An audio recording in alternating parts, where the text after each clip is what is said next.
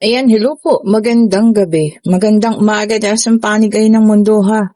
O ayan, kung naninibago kayo dito sa ating table kasi po naka-display na ang ating mga ipaparakol ngayong gabi ha. O ayan.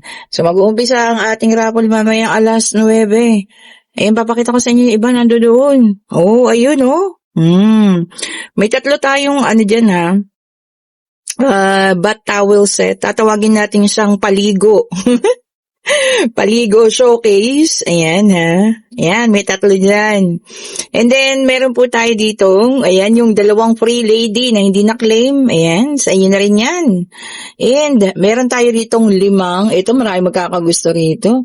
O, ayan, meron po tayong 5 Mystic Taro Scent with Chocolate. Ayan, tatawagin natin siyang matabis na mabango. O, ayan na, package. Okay po, at syempre, ang mananalo ng ating mga bracelet. So, meron tayong 2 combination ng, ito, napakaganda nito, napaka-powerful. Napakaraming manifestation po nito ha. Crystal, white crystal and citrine mantra combination. O ayan. So meron 2 ganito. So 2 sa inyo mananalo. At ito syempre dinagdagan natin ng para sa pag-ibig. Rose quartz. Ayan. Kung sino man ang mabubunot mamaya. At meron tayo ditong 8 mm yata to, no? Yung bilog niya na citrine mantra. O ayan. And syempre meron tayo ipamimigay na pyrite. Ayan ha, karaniwan po, puro sa pangkaperahan, iisa lang yung sa Love Live. Ayan, mamaya sumali po kayo sa live ha. So, ang gagawin natin dito, okay po, dahil yung iba naman ay hindi nagre-reply kapag ka nabunot. So, ngayon pa lang po ha, mag-comment na kayo dyan sa comment section kung sasali kayo ha. Lagay nyo yung pangalan lang po ha. Huwag na kayo maglagay na kung ano pang ibang comment nyo, pangalan ninyo, at magbabasa ako pagkatapos nyo panoorin itong video na to ha. Lahat mong nag-comment dyan, pasali po yung pangalan nyo ha. Paki-comment ang inyong mga pangalan po, please. At lahat din ng manonood sa live mamaya, kasali po yan. Siyempre, i-check ko yan, no? Kung kayo'y nakasubscribe sa akin, bago natin ipadala kung ano man ang inyong mapapanalunan. All in all, parang nasa po tayo ha, 5, 10, 15 pieces po ito ha, na ipaparapol natin mamayang alas 9. Oh, exciting! O, teka muna. Tayo muna yung mag-reading for tonight. O, ayan po ha. Humahaba ng ating oras. O, ito. Kanino kayang reading ang ating makukuha ngayong gabi ha? Okay po. Tignan natin. Sige, tayo na mag-start na ha.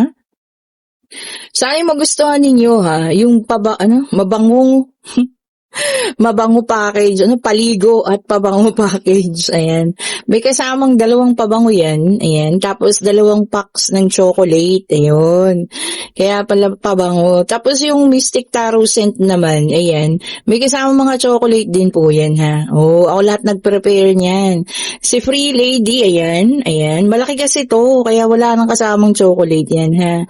Si Mystic Taro natin is, maliit. Hindi ko alam kung ano yung nailagay kong mga pabango dyan. So, talagang gulatan yan. Mami, pag na-receive ninyo kung sino man kayong mabubunot. At sana po yung magustuhan ninyo, ha. Okay, meron tayong The Empress. Agad-agad. Ayan, tuloy, hindi na magkasya. Ang dami ko kasing nilagay.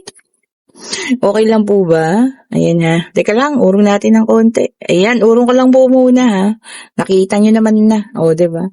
O, ayan, meron tayong The Empress. Ayan. Mag-comment down below po lahat ng gustong sumali ha. And then meron tayo rito 5 of Pentacles. Pangalan nyo lang po, ulitin ko ha. Pangalan lang, wala kayong ibibigay na iba. At pag kayo yung nabunot, kayo yung kukontak sa akin ha. Kiklik nyo lang yung link na nandiyan dyan sa comment section. And then meron tayong The Lovers. Okay po. Kung hindi naman ninyo mapanood ang live, sabihin natin, nasa abroad kayo at kayo maraming ginagawa. Basta kayo po yung nabunot at kayo nakasubscribe sa akin po. Ayan, ipopost ko ulit yung mga pangalan ninyo. Oh, di ba naman? O, ayan na. Sana po yung nagustuhan ninyo ang ating munti. O, di ba? Nahandog. Ayan ha. Gusto ko kasi kayo muna ang aking bigyan bago ang iba. O, di ba po? bago kung sino man, bago ang mga aso ko, bago ang mga ano, 'di ba? Kayo po muna. Ayan, sana magustuhan ninyo. Meron tayong The Tower. Bakit gano'n? No, inurong ko lang. Okay, sa buo na yung apat ha. Urong natin para magkasya. Ayan. Tignan pa natin sa pangalawang latag. And meron tayong The Moon. Uy, kahit yung bat set ha, maganda rin po yun. Ano yun, dalawa na yung chocolate nun, yung pack ng chocolate, meron pang pabangon dalawa, may tuwalya pa kayo, saan ka pa ha? And then, meron tayong King of Swords. Okay po. Tignan pa natin. And meron tayo ritong Queen of Pentacles. Ayan, takpan natin yung Swensword. Tignan pa po natin. Ang sakit naman na ito. Magdi-December. Ano ba yan? Okay, so may nakikita tayo dito na talagang alam niyo yun, mabibiktima ng third party situation, at talagang alam mo, ayaw ka na sa toxic na relationship na to. Unang-una, talagang ikaw yung aalis. Hindi mo nakakayanin ang katigasan ng ulo ng taong ito, ha? Yan. Baka hindi lang kasi isang beses ginawa, And may nakikita rin tayo dito nagbuntis, baka nakabuntis. Ayan, super toxic na po ng relasyong ito. Even though kayo ay the lovers, sabi nga, baka maaaring soulmate, pero hindi mo kakayanin. Ikaw mo talaga. Kumbaga, ayun nga, kita mo, tatalong ka na, aalis ka sa relasyong yan. Hindi naman po yung tatalon na kung ano mo yung gagawin, ha? Huwag gano'n. Diba? Ibig sabihin ko po ay aalis kayo sa relasyong ito kasi hindi na ninyo ito matatagalan. Okay po. If this is a toxic relationship, go na. Hindi po kailangan ng validation pa, kung ano man, basta kung talagang hindi na kaya at super toxic na. Diba? Go na po. Hindi ko, ano ba yun, sabihin ko, hindi ko sasabihin sa inyo pag-isipan ninyo na baka ganito, pwede pong bigyan ng second chances, kagaya din sa iba nating reading. Hindi po.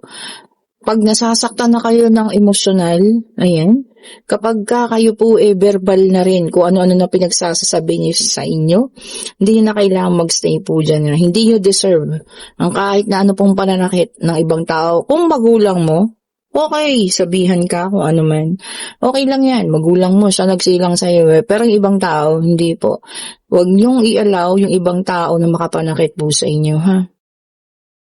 Lagi niyo pong iisipin, ang love, it's a two-way. Diba? Hindi po isa lang. Hindi po yung isa lang yung nagtawag dito. Laging nagwo-workout, yung isa lang yung umiintindi. Hindi po. Itong matigas na ulo na tong nimal na to, yan. Iwanan niyo yan. Marami pa kayong makikilala po, ha? Diba? And wala na pong saysay. Lalo na kung ganyan na, nakabuntis. Diba? Naku, huwag niyo na yan, ha? So, ito, meron pang Ace of Wands. Napakaganda, Accepting, sabi niya rito, So, pagtanggap, accepting what's happening, sabi niya nga, Tiyatanggap ng buong puso kung ano man yung mga nangyayari. At, alam mo yun, magkakaroon ka na ng tawag dito, pag-iisip. Kung paano ka magsimula muli, kung paano mo ibabangon yung sarili mo, Huwag kang mag-alala, talagang mayroong nakalaan po para sa inyo. At hindi po itong taong ito, ha? Yung taong yan, kung sino man siya, wala po siyang, kwentang tao. Kasi, kumbaga, inaalala mo na't lahat-lahat, binibigay mo na't lahat-lahat, nakuha pang ganyan, diba? Toxic na. Tama na. Okay po. So, kailangan na pong bumitaw. Umalis ka na po dyan, ha? Hindi mo po kailangan magstay. Sabi ko nga, if that is a toxic relationship, sobra-sobra na. And, meron tayo ritong Knight of Pentacles. Ayan, sabi niya rito, ha? Finishing what you have started. Nakapag-umpisa ka na pala. Ayan, ha? So, maaaring tatapusin mo na talaga, Kumbaga, nakapagkaroon ka na ng urgency na kailangan mo na talagang umalis. Hindi na kailangan magbigay pa ng kahit ano pang pagkakataon pa ulit dahil talagang wala naman na. Di po ba? Wala na talaga. Tama po yun, ha? Okay lang yan. Mag-umpisa ka na. Kung ikaw yung aalis, naku, balutin mo na po kung ano man yung kaya mong bitbitin. And start. Okay po, mag-start ka ng panibago. Ito pa, ang kapalit naman sa'yo, no? Financial blessing. O, di ba? Ayan ha, ang dami pong paparating sa inyo. Okay lang yan, di ba? Anong gagawin mo sa taong yan kung ipaglalaban mo pa yan? Di ba? Di doon ka na lang sa paparating ng mga blessings. Yung maghintay ka sa ganyang klaseng tao na wala na yatang pagbabago. O, di ba po? Baka kasi yung iba sa inyo, sinasabihin lang, hindi, magbabago na ako sa susunod, ganito, ganun ako, tapos uulitin lang. Wag na po, ha? And then, meron tayong The Hangman. Ayan, ha? Sabi niya rito, no? Lack of direction, baka siya to. Ayan. O, di ba? Oras na lumayas ka o umalis ka sa buhay niya, tignan mo, siya yung mawawala ng direksyon. Bakit? Kasi sanay siya na ikaw lahat. And then, meron tayong Two of Swords, and yes, it could be a hard decision. Masakit, painful endings, di ba? Ilang taon kasama mo yung taong yan, ilang taon ka nagtiis, ilang taon ka nagbigay ng pasensya, ilang taong hinabaan mo yung patience mo, no? At talagang binigay mo naman talaga yung pagmamahal mo. Siyempre talagang masakit po at napakahirap na desisyon. Pero sinasabi ko nga, pag nasasaktan na kayo ng paulit-ulit, na para bang pinupunit yung puso at saka pinipigaan ng kalamansi, hindi niya na po deserve yan, ha? Hindi lang po kasi isang beses, di ba? Then, tignan pa natin. Tignan pa po natin, ha? Tingnan pa natin. Inuulit ko, ha? Mag-comment kayo ng pangalan nyo sa video na ito para lahat po kayo ay isusulat ko ang pangalan ninyo. Ilalagay natin sa magic bowl.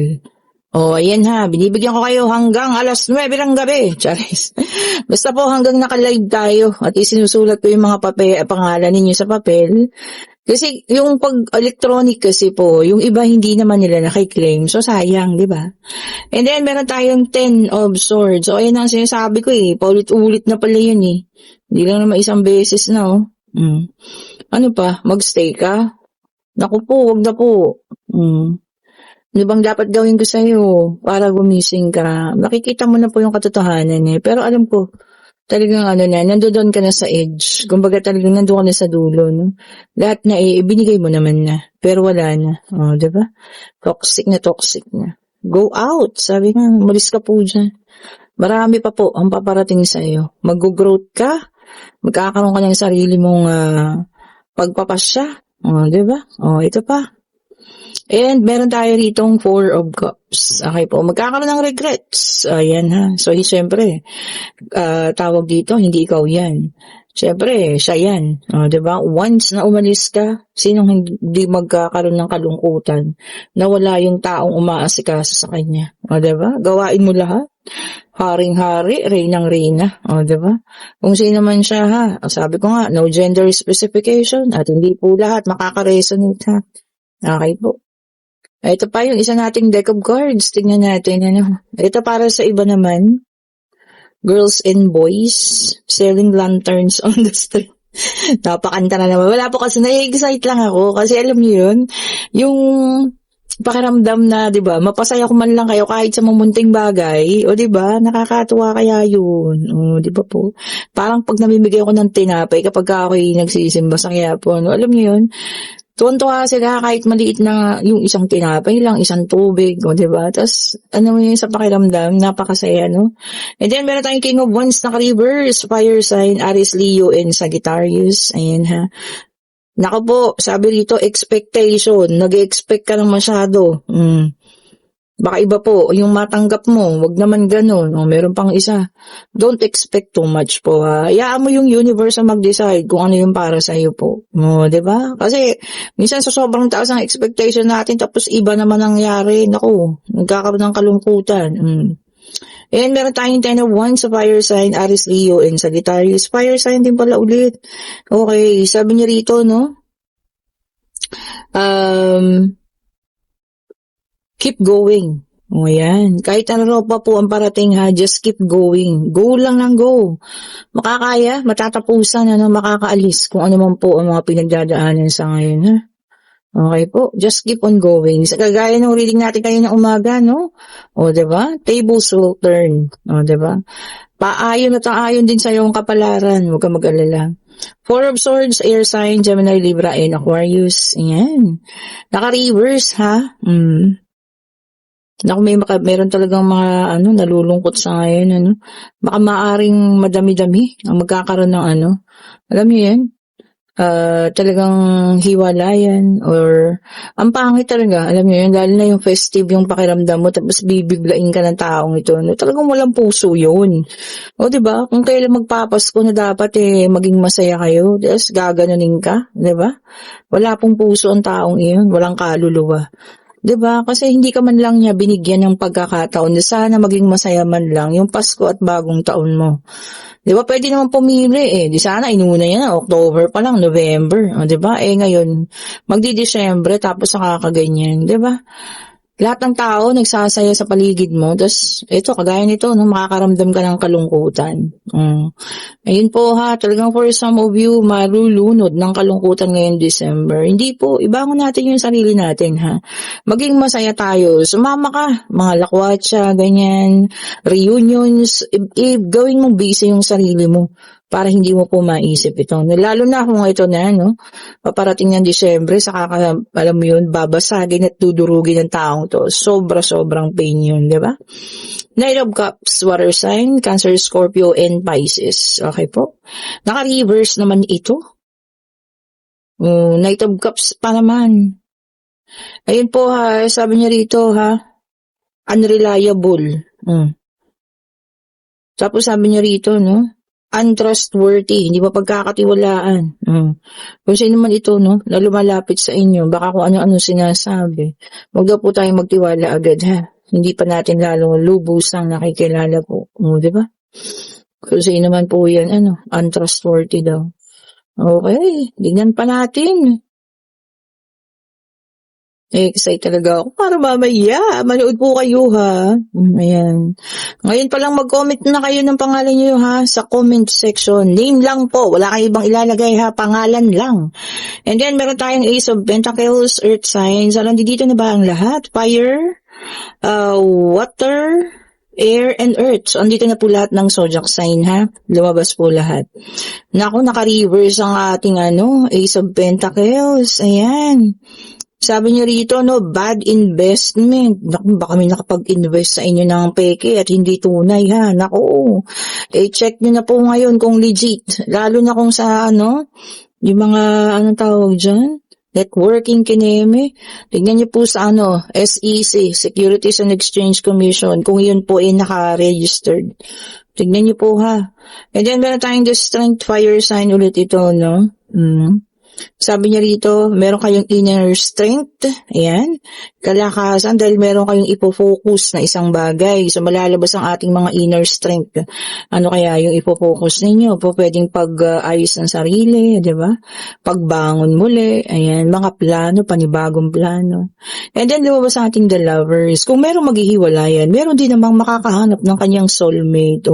Di ba? Kasi lumabas ang dating the lovers, ayan, deep love. Yung iba sa inyo makakaranas ng malalim na pag-ibig. Di ba? Passionate. Yan po ha. Okay. And kung kayo nasa situational reading na talagang inaabot nyo na, talagang nandun na kayo sa dulo, nasa edge na talaga, na talagang ayaw na. Kung ano man desisyon ninyo, tama po yan ha. Hindi nyo kailangan magstay sa mga toxic na relasyon. Toxic na, bitawan mo na. Di ba? Okay? So, ngayon magtanong na kayo ha, pwedeng pag-ibig, pangyayari, kung ano man, financial, pag-travel, ayan ha, kung ano man po. Tingin natin ang kasagutan sa ating Divine Universe. Okay? Ano po ang kasagutan sa kanilang katanungan? And yes po ang sagot. Ayan. And the Empress yan. The Empress also, signifies abundance. Ayan. So, mag-ingat ng lahat. Papauwi, papasok. Ayan.